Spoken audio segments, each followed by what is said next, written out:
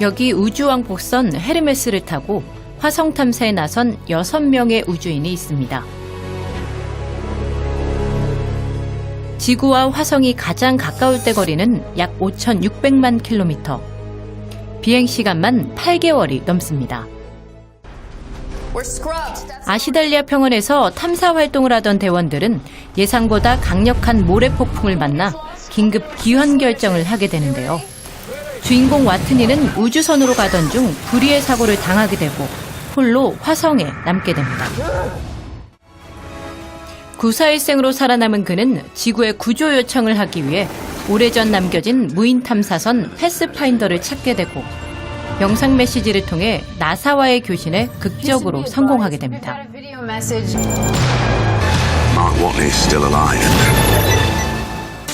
하지만 화성에서 보낸 메시지를 지구에서 보려면 무려 30분이나 걸립니다. 그와의 메시지를 더 빨리 주고받을 수는 없을까요?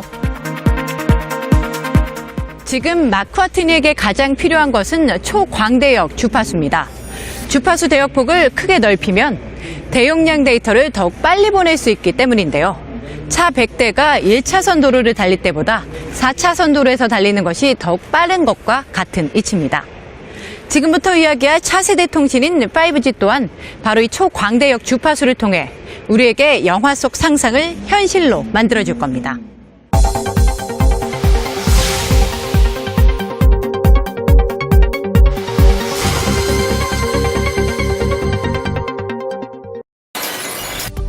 얼마 전까지만 해도 3G 시대였는데 이제는 4G LTE를 지나 LTE가 상용화됐습니다. 시장은 벌써 차세대 통신을 준비하고 있는데요. 바로 2020년에 열릴 5G입니다. 그동안 통신은 어떻게 발전해왔고 5G란 과연 무엇일까요?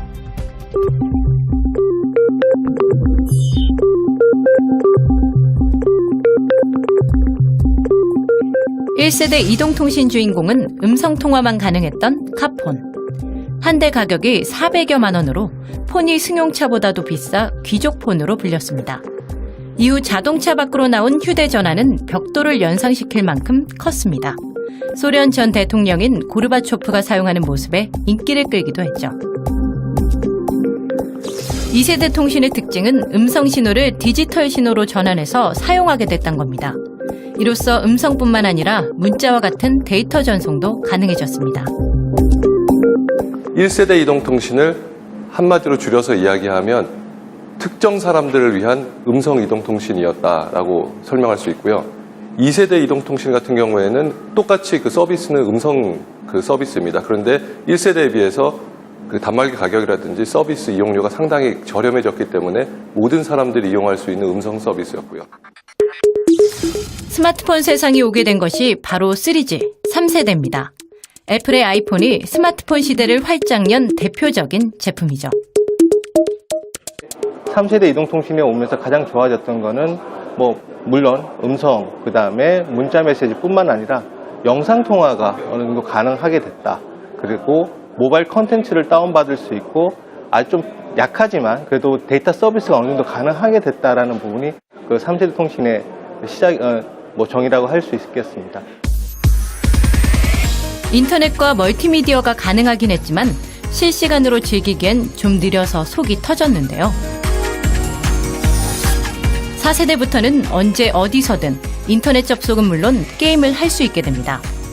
통신 기술의 발전으로 모바일 디바이스용 콘텐츠의 질과 양 역시 폭발적으로 성장하게 됐습니다.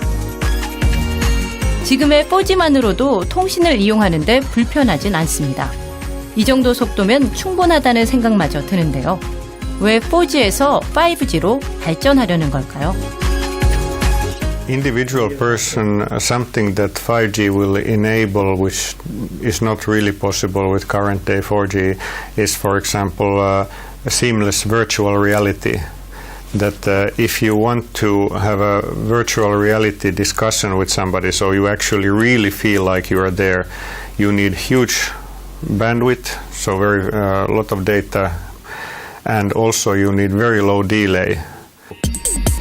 일례로 기어 VR의 360도 입체 영상을 만들려면 모두 17대의 카메라를 사용해 전방향에서 촬영을 해야 합니다. 그래야만 우리가 입체적인 공간 안에 있다고 느낄 수 있는데요. 3D 입체 영상을 만들려면 단순하게만 계산해도 카메라 17대분의 데이터를 받아야 합니다. 데이터 차이만 17배에 달하게 되죠. 더 선명한 품질을 원한다면 용량은 더 늘어날 겁니다. 때문에 이 엄청난 용량을 끊김없이 받기 위해선 아주 빠른 네트워크 속도가 필요합니다. 그럼 과연 5세대 이동통신인 5G는 얼마나 빨리, 얼마나 많은 양의 데이터를 보낼 수 있게 되는 걸까요? 2015년 6월 발표된 에릭슨 모빌리티 리포트에 따르면 2020년이면 스마트폰 가입 건수는 61억 건으로 전 세계 인구의 70%에 도달합니다.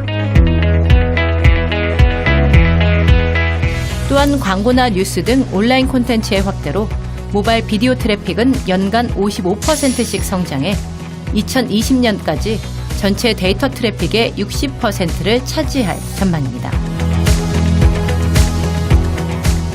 We were looking for very high throughput. So now, if you're on a, let's say you're in a train or you're at your school, you want to download a movie or you want to download something that has a lot of data, it takes a long time. What we're looking at going into 5G will be that you'll be able to download very large amounts of data in a very short time. That's the effect it will have on consumers. 5G는 차세대 이동통신 기술로 4세대 롱텀 에볼루션보다 무선 인터넷 속도는 100배 이상 빠르고 용량은 1000배 이상 많은 데이터를 전송할 수 있습니다. 그야말로 빛의 속도입니다. 얼마나 빠를지 예를 들어볼까요? 800MB 용량의 영화 한 편을 내려받는다고 할 때 3G에선 7분 24초, 4G LTE 어드밴스드는 43초가 걸리지만 5G는 단 1초면 충분합니다. 하지만 단순히 네트워크의 속도만 빨라지는 건 아닙니다. 처리할 수 있는 데이터 양이 많아지면서 사물 인터넷도 가능해집니다. 스마트폰, PC뿐만 아니라 대부분의 가전제품에 통신 모듈이 탑재되면서 이를 컨트롤할 수 있을 뿐만 아니라 사물들 간에도 소통이 가능하기 때문인데요. 5G 시대가 펼쳐질 2020년에는 세계 500억 개의 단말기가 연결될 전망입니다.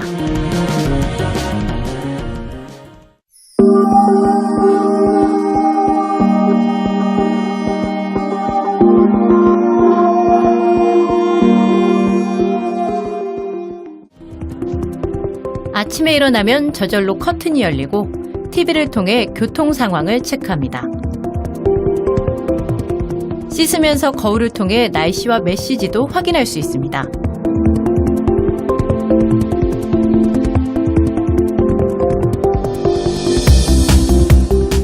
운전을 하다가 전화가 오면 원격 주행으로 바꿀 수도 있고 비가 오고 어두워지면 자동으로 레이더가 전방 물체를 감지해줍니다. 바닷속 잠수부와 교실에서 실시간으로 통화를 하며 질문을 할 수도 있고 바닷속 생물을 3D 프린터로 만들어 볼 수도 있습니다. 태블릿에 직접 그림을 그리거나 샘플을 분석해 보기도 하고 360도 VR 영상으로 바닷속을 구경하기도 하죠.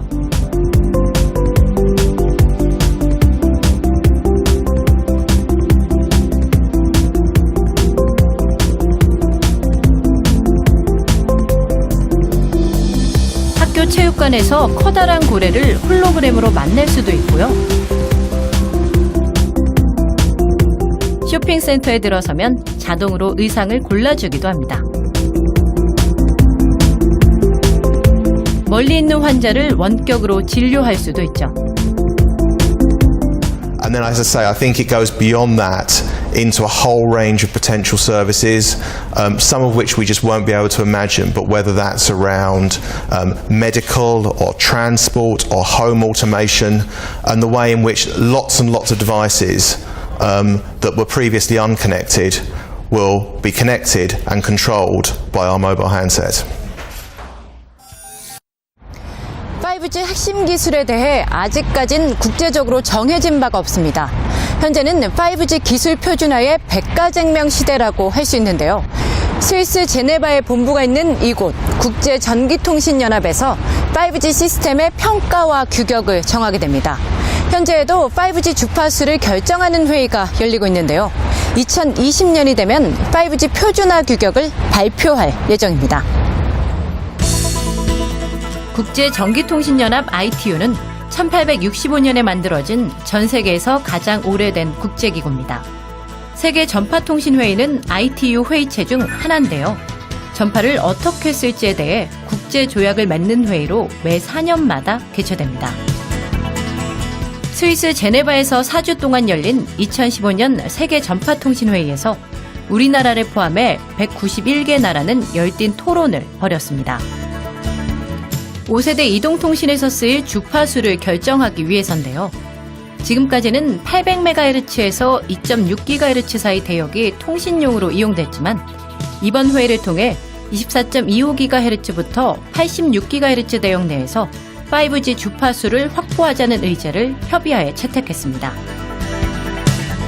이걸 비행기에다 한번 비교해 볼게요. 그 비행기가 예전에는 소형 비행기였을 적에는 낮은 고도로 날아다니고 처음에는 뭐 100명 수준의 사람들이 타고 다녔지만 지금은 그 400명, 600명이 타고 다니는 대형 비행기가 고도 10km 상공을 다니고 있습니다. 그래서 주파수를 20기가나 30기가 또는 60기가로 올리게 되면 더 많은 승객을 태울 수 있는 것처럼 더 많은 정보를 그 안에 실어서 더 빠르게 많은 사람에게 제공할 수 있다는 장점이 있죠. ITU는 5G 주파수를 4년간 연구해 2019년에 최종적으로 결정하고 2020년 말까지 표준화 기술 규격을 발표할 예정입니다. 그런데 왜 통신 표준을 정해야 할까요? 어떠한 이유로 200여국의 대표가 모여야 하고 합의를 도출하기 위해 노력하는 걸까요? 通信なので必ず情報を伝える人と受ける人が必要になってきます。その時にきちんと情報を伝える人と受ける人が話をするためのルール作り、これを行う場が ITU だというふうに考えています。5G は国際的にも使えるような移動通信システムです。ですので国境を越えて使えるということに意味があるというふうに思っています。そのために世界できちんと調和の取れた周波数、これをまず初めに議論をする必要があると思っています。そのためこういった190カ国以上が集まって議論をするということに大変意味があるというふうに思っています。 국제 표준이 정해지면 각 국가의 통신 사업자들은 이를 따라야 하는데요. 이 때문에 각 국가들은 표준화 작업이 자신에게 유리하게 결정되도록 또한 자신이 보유한 기술을 표준화에 최대한 포함하려고 노력하는 겁니다. 표준 기술을 주도하게 되면 특허료 수입이 꾸준히 발생할 뿐만 아니라 망 구축과 운용에서도 유리하고 관련 기술 부가 서비스 개발도 쉬워집니다. 이런 이유로 우리나라는 물론 중국과 유럽, 일본, 미국 등 주요 국가들이 5세대 이동통신 기술을 선점하기 위해 치열한 경쟁을 펼치고 있습니다. 일본은 총무성 주도 아래 오늘 2020년 5G 상용화를 목표로 관련 전략을 추진 중입니다. 일본의 5G 전략에서 주목할 것은 기술적 접근에 머물렀던 과거와 달리 5G에 대한 서비스와 생태계 조성에 초점을 맞추고 있다는 점입니다. 사회 전반에 걸쳐 5G를 도입해 그동안 침체돼 있던 내수 제조업과 중소기업들을 부활시켜 다시 한번 제조강국 일본의 영광을 재현시키겠다는 비전입니다. 이를 위해 이동통신사와 제조사, 학계 총무성 등 43개사 125명의 전문가로 구성된 5G 모바일 추진 포럼을 운영합니다.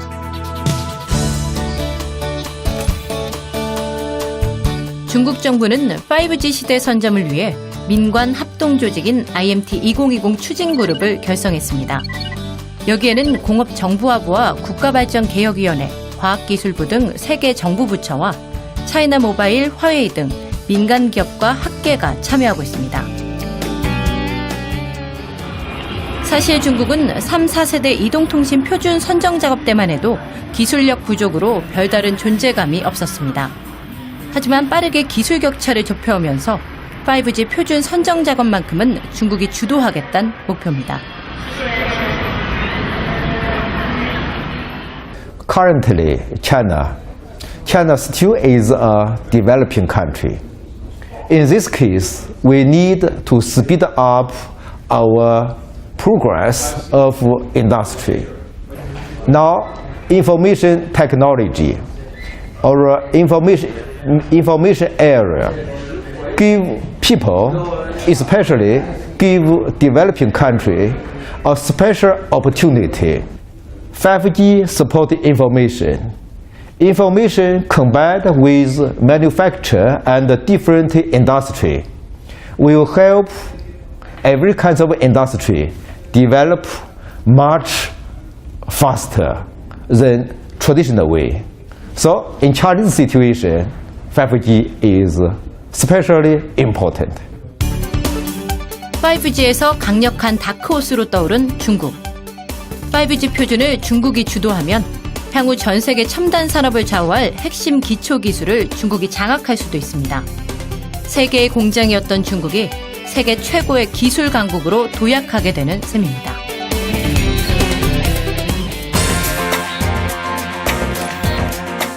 미국도 5G 선점에 집중하고 있습니다. 이미 미국은 5G와 관련된 전반적인 기술 수준이 우리보다 다소 앞섰다는 평가입니다. 즉, 미국이 마음만 먹는다면 5G 서비스를 먼저 개시하는 것도 어렵지 않은 셈인데요. 미국 최대 이동통신사인 버라이즌은 2016년에 5세대 이동통신 시범 서비스를 실시하겠다는 계획입니다.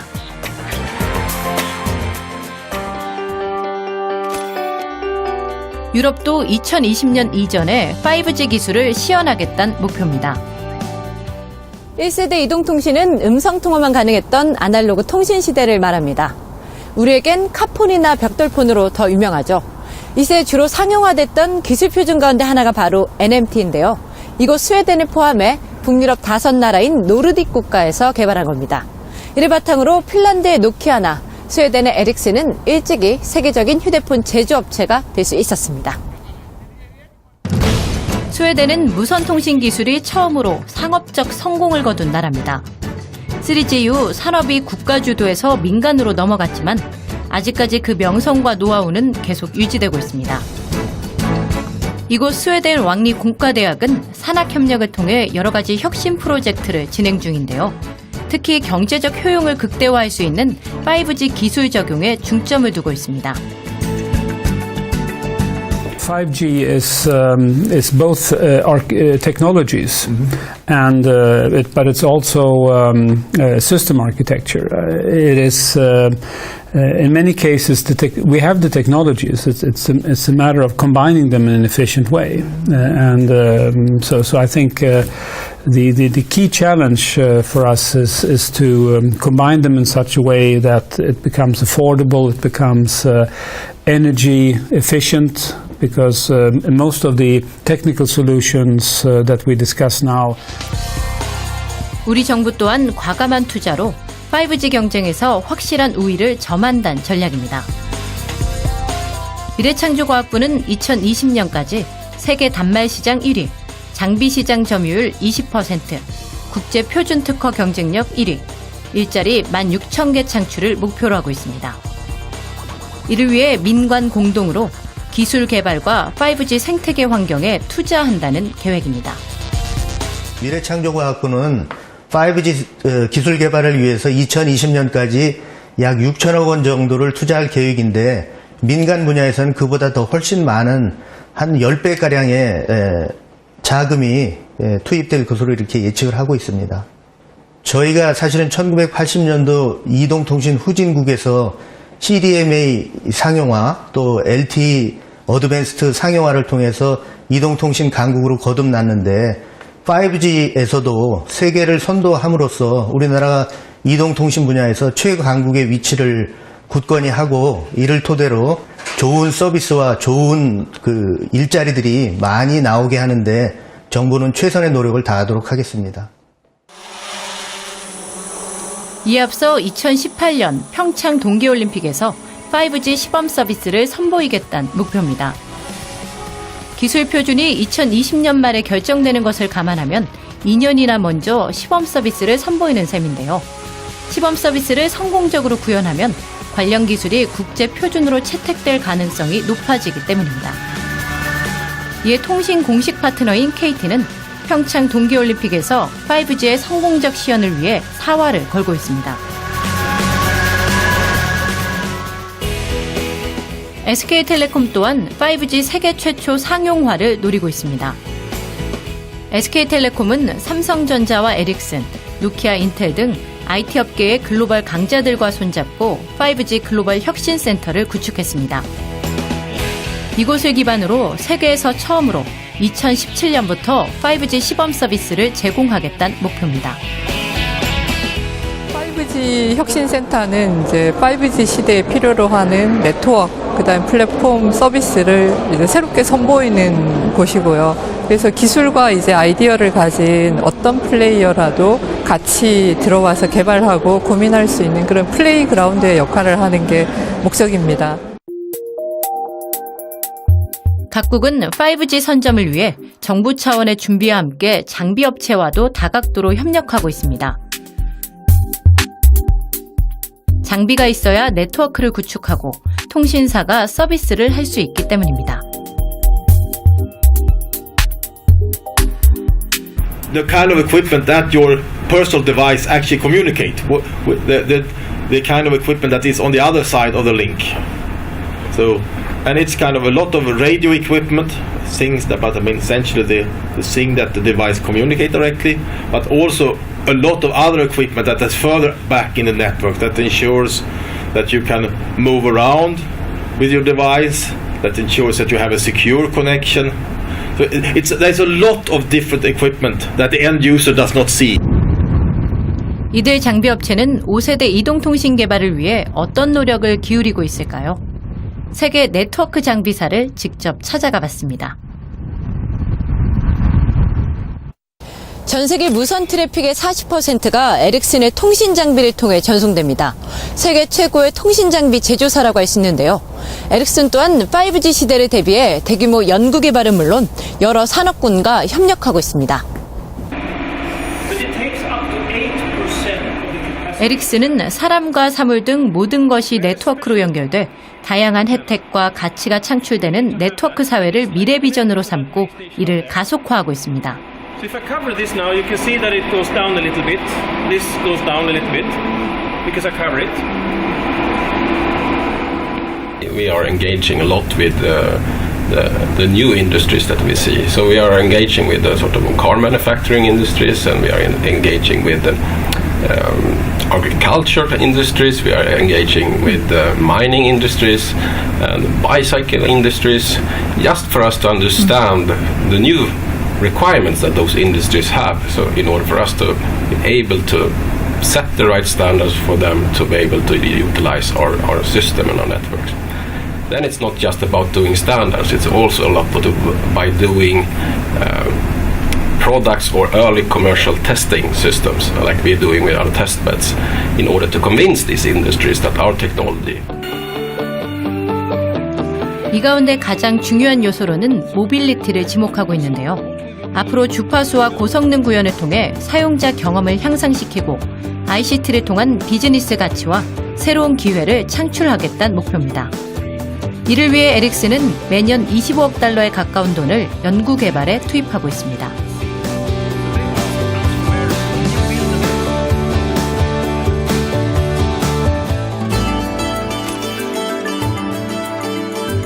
최근 많은 변화를 겪은 노키아도 다음 걸음을 떼기 위한 준비를 하고 있습니다. 2013년 9월 휴대전화 사업부를 마이크로소프트사에 매각하며 통신기기 시장에서 열세에 몰리기도 했는데요. 네트워크 분야를 중심으로 사업을 재편하며 현재는 네트워크 시장의 3대 업체로 자리매김했습니다. 알카텔 루슨트를 인수하면서 일약 네트워크 장비 업계의 양대 산맥으로 떠오른 겁니다. The big difference is that in the future it's not just people connected to the internet, but it's everything, all the machines, all the objects connected to the internet, and then everything also embedded with intelligence, so that we can really program everything. And I don't mean you need to write code, but make everything help the people, program in that sense. So that's where we are focusing, that we are looking at all the technologies we need so that we can serve best this future programmable world where all the people and all the things will be connected. And that's one of the reasons why we are doing this deal with Alcatel-Lucent also, that we have all the assets, all the capabilities that are needed to build this future. 1에서 4세대까지의 통신 기술은 모바일 기기나 컴퓨터 같은 기계를 인간과 좀 더 빠르게 연결하는 데 주로 쓰였다면 5G 세상에선 공상과학 영화에서나 가능했던 일들이 하나둘 현실이 될 겁니다. 아직 5G 시대가 가져올 변화상을 미리 다 예측하긴 어렵습니다. 다만 대용량 데이터 통신 시대가 가져올 초연결성이 개인 삶뿐 아니라 도시와 공장 관리, 재난 대응, 학교 교육 같은 사회 전 분야에서 변화를 가져올 것이란 사실은 변함이 없습니다. 산업 간 경계를 없애는 신산업혁명이 펼쳐질 겁니다. 5G 시대는 우리 생각보다 빨리 올 것이고 생각보다 훨씬 큰 파급력을 갖출 겁니다. 그리고 5G 표준화 작업을 주도하는 국가는 IT 강국의 위상을 독보적으로 구축하고 후방 산업에도 영향을 끼쳐 경제에 활력을 줄 겁니다. 우리의 상상을 현실로 만들어줄 5G 시대가 기대됩니다.